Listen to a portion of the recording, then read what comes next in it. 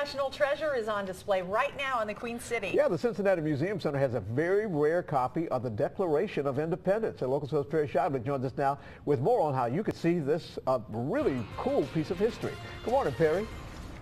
Yeah, John, it really is a very, very cool piece of history, and more than 2 centuries after its printing, it is now on display here at the Cincinnati Museum Center.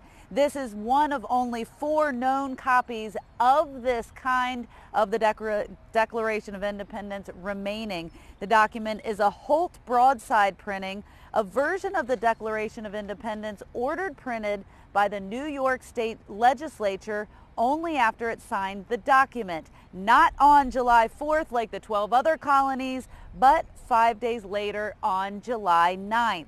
Now, 500 copies were originally made, but what makes this really unique is that this version has the New York legislature's, their resolution at the top of the copy.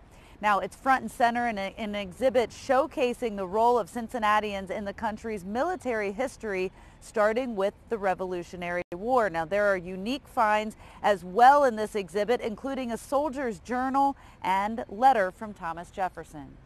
Generally speaking, when people see it and they know and they read the story about how rare it is and what the significance of it is, I think they're really kind of in awe of it.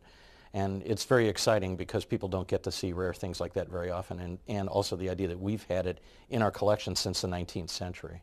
It makes it real. You see that Jefferson was just a person. He was a governor. He was worried about his state. He was worried about the whole country, of course.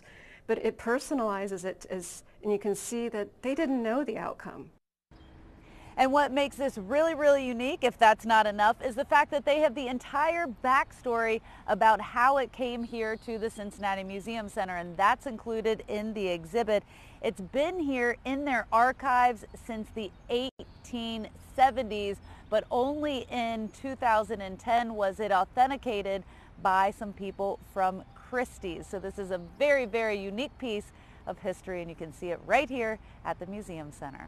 John, back to you. All right, thank you so much, Perry. It is cool. It makes me wonder why it took them so long to get it authenticated. I was just thinking the same thing. But the museum's open all weekend long. The exhibit runs through September.